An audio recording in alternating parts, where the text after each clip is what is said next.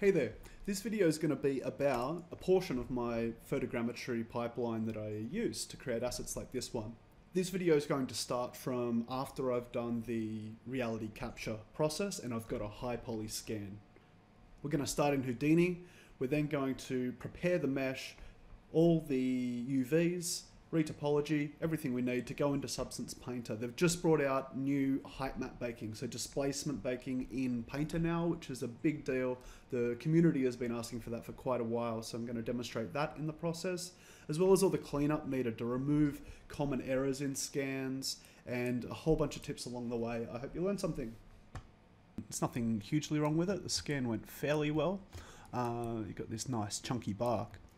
But you'll see there's a bit of grass in here. Grass sucks with scans and pretty much never works. There's a few patches up here somewhere. It's never great up the top because I'm not that tall and I need to start carrying a ladder around like a weirdo.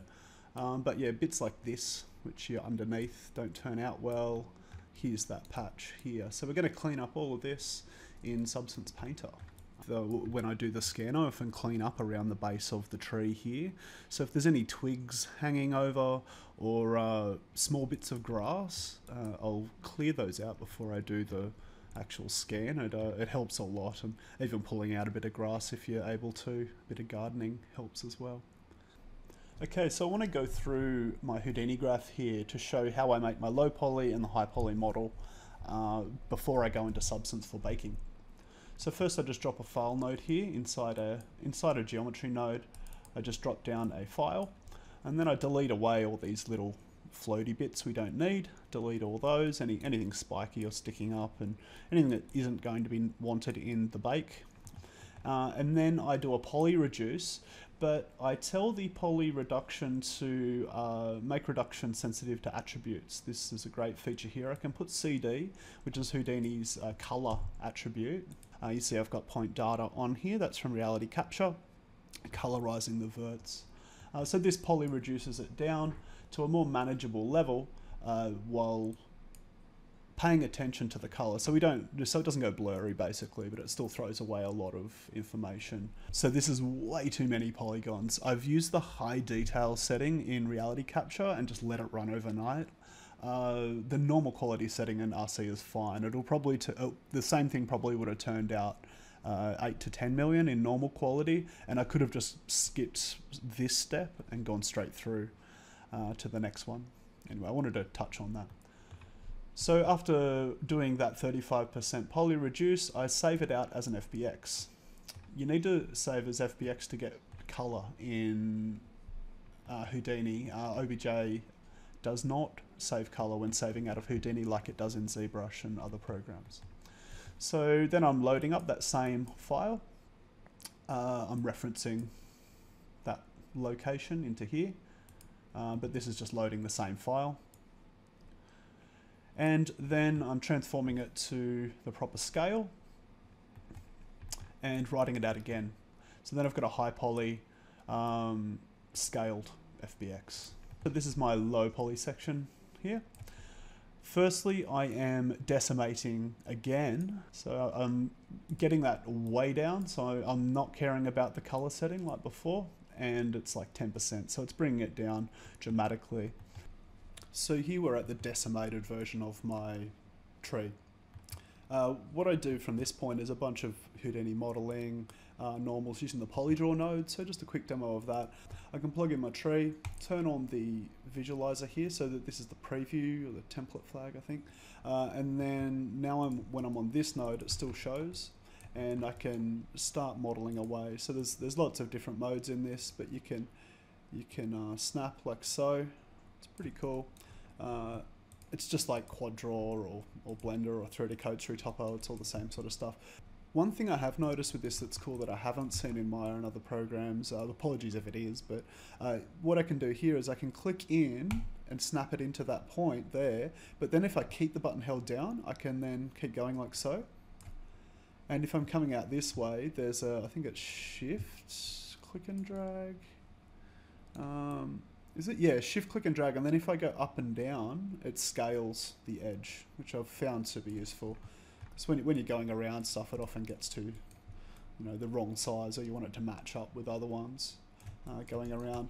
You can do whole edge loops, so you can sort of double click there and then click once and do a whole edge loop. And then I can press Shift 3 to go to this scissor mode and scissor like so.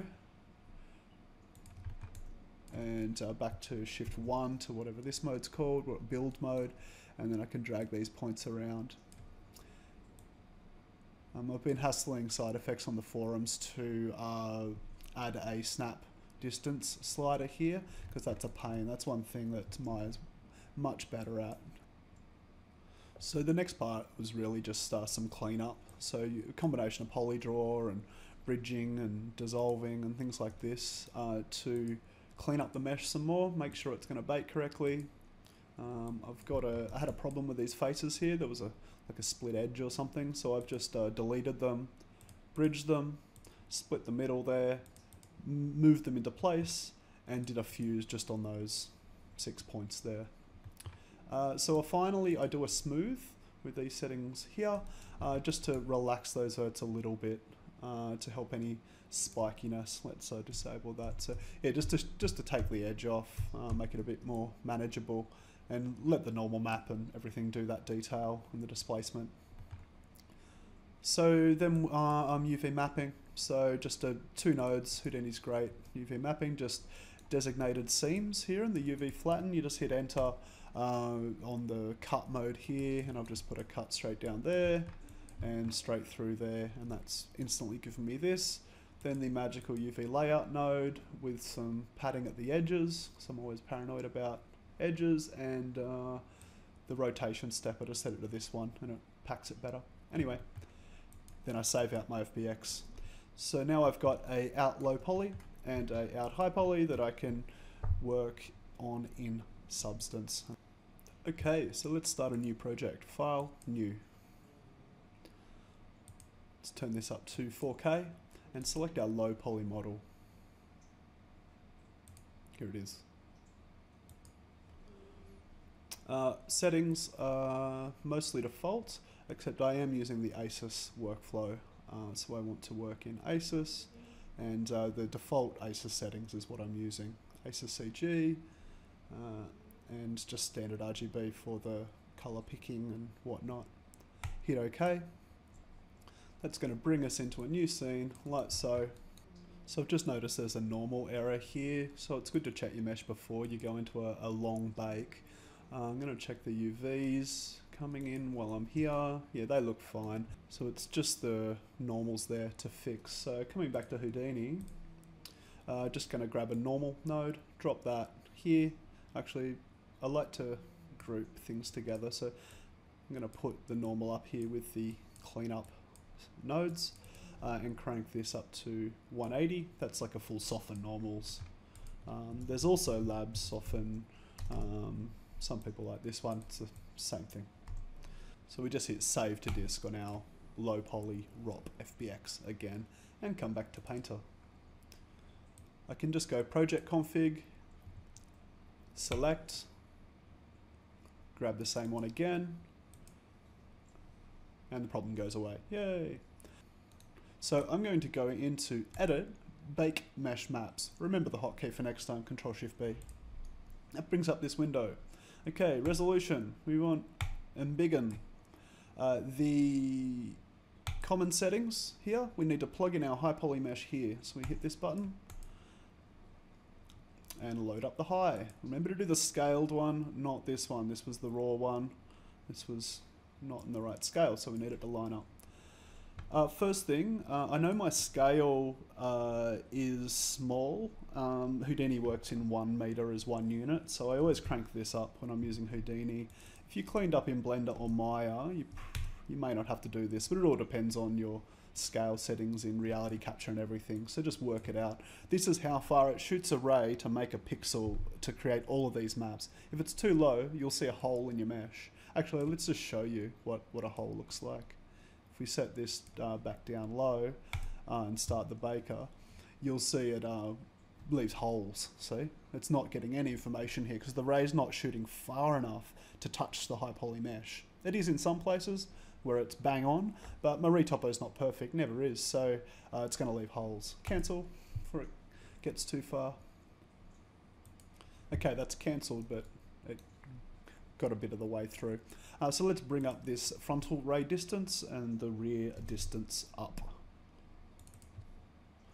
0.1 should do it.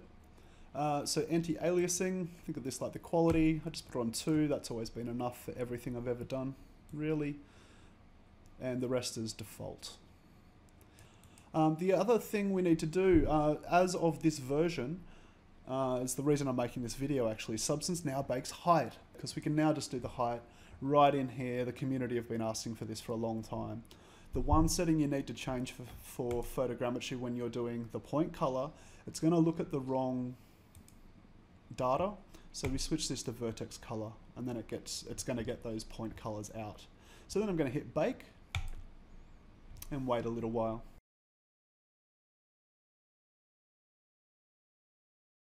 There we go.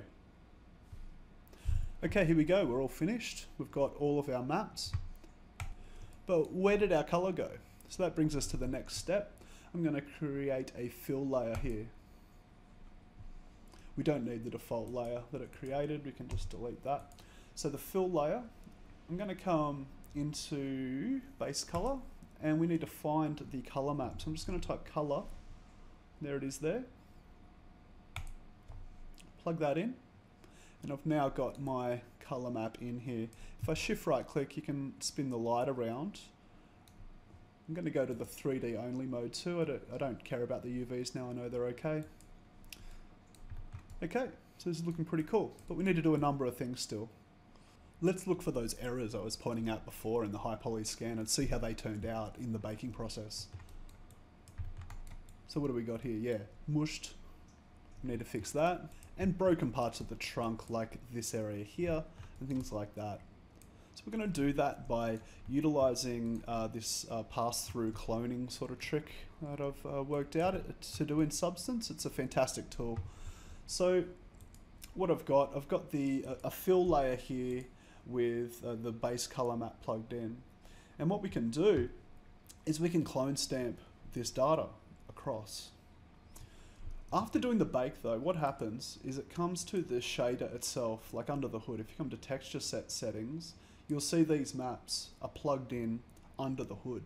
So this is for smart materials, filters, all the sorts of cool stuff that Substance does, and it needs this data to do that.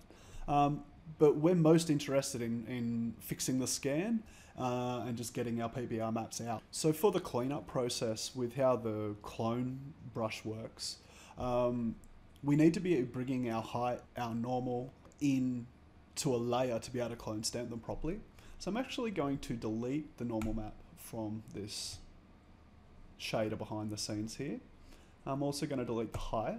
We don't need the ID here either. It's using our color map as the ID, so we don't need a billion color IDs, that's for sure.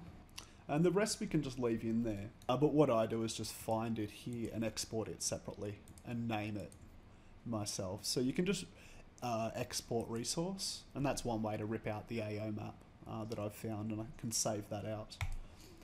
So now I've deleted the normal map and the height map from this, we can come back to the layers and just add them to the base scan data. So I'm going to reconnect this color map, plug in our height as well, height map, plug in our normal sense, there it is. Okay, so now we're back to where we were, but we've got these in an actual channel. So next step, create a paint layer, little paintbrush here, and I'm going to call this clone fixes, and set its blending mode to pass through.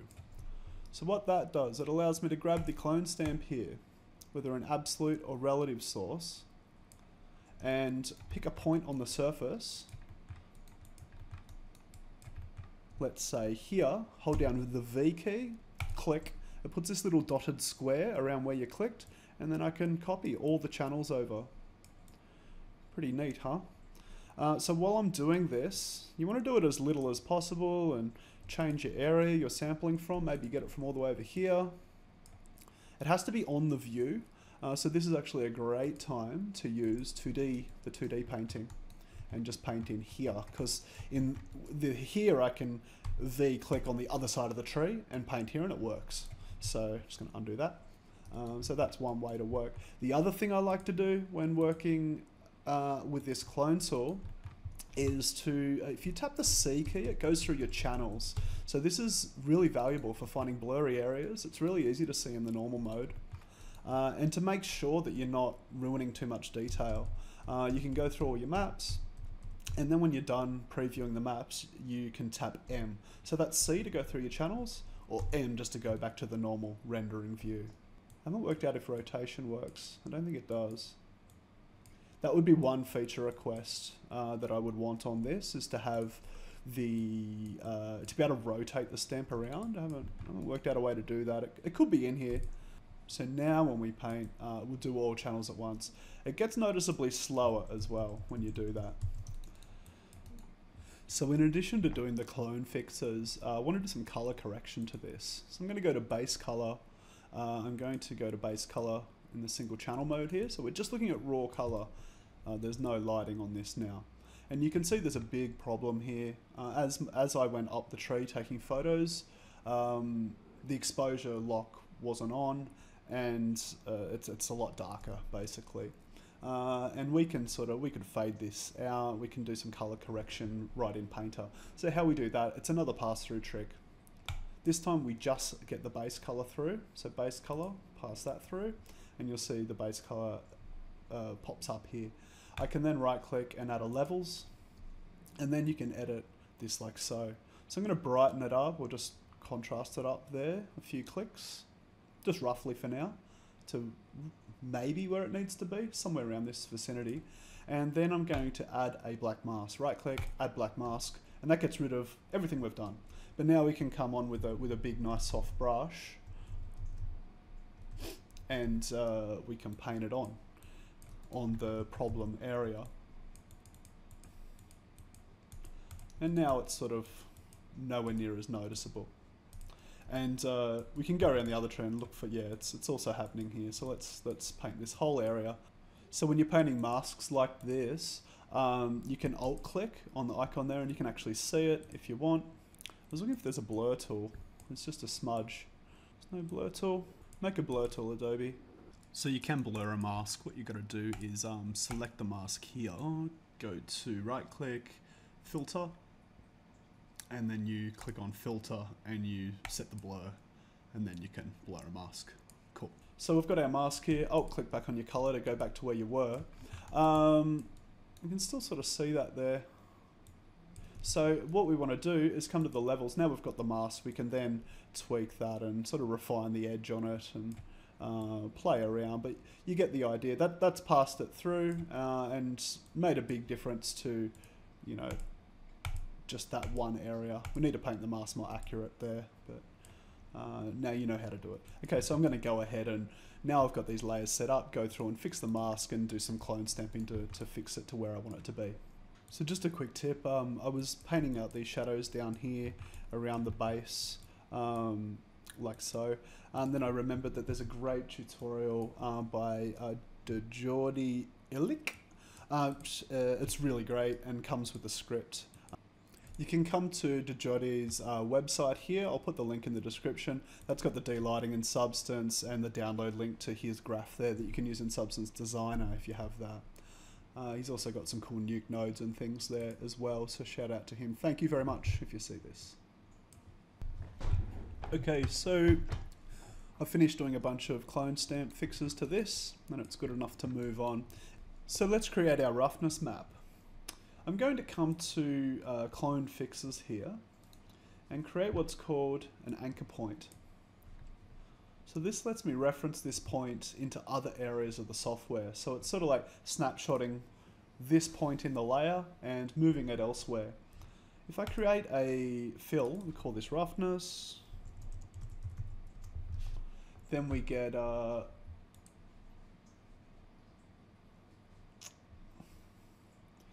call it roughness, and then down here turn off everything except roughness, and we'll be able to select roughness here, and then you can choose that anchor point. So it pipes it from this location into this location. But by default, because we're adding it to the roughness slot here of this fill layer, it's referencing the roughness channel, which there's nothing in right now. So we need to change it so it's referencing from the base color layer into the roughness. And you'll see now we've got some information in our roughness channel. It's all wrong though. You got to think about roughness as, so when we're black, we're super shiny. When we're white, we're chalky. So if I press M and spin the light around, it looks really stupid. So we just need to add a levels to this layer. Let's go back to here and get it in a realm of really bright. I've put it on the wrong layer here, haven't I? Let's come back, switch this to roughness, and then add the levels here. Affected channels, roughness. Okay, now we're cooking. So we want something almost all white, but with some detail in it still. We could invert it too. Yeah, let's invert it. So something like that is usually fine. So that's looking more like a tree. Let's export our textures. File, export textures, select a location. Okay.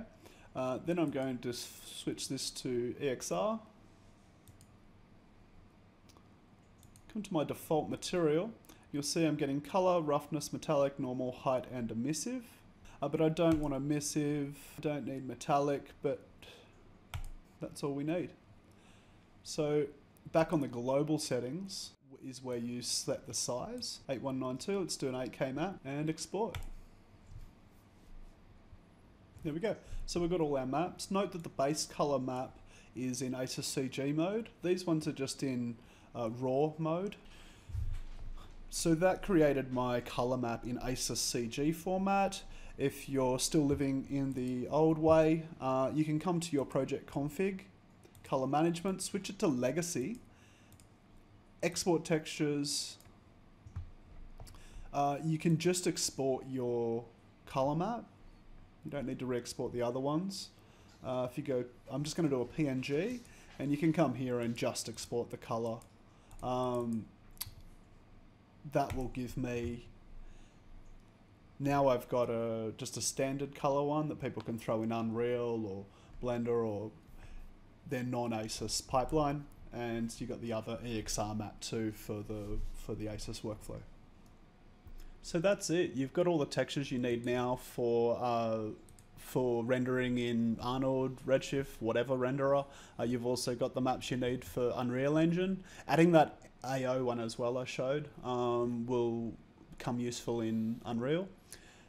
And that's it. We've done the clone stamping, cleanup. The last sort of thing I'd do to the low poly mesh, I'd save a final low poly mesh that flattens out the bottom here, just so it's a bit easier to handle when we're placing it on a terrain or in a scattering system or whatever you're using it for, so it's not wobbly like this. I like to do that as a last step so I don't have to mess with the high poly scan on things as well. In the past I've cleaned up that in ZBrush at that sort of first step where I blasted off the unwanted polys, but I found it much easier with, if the scan's half decent like this one, you can do it as a final step and it won't mess up too much. So thanks a lot for watching that. I hope you enjoyed seeing part of my workflow. On CG Trader, I've got a couple of gum trees up. You can support me by buying one of those, or there's a buy me a coffee link in the description. And thanks a lot.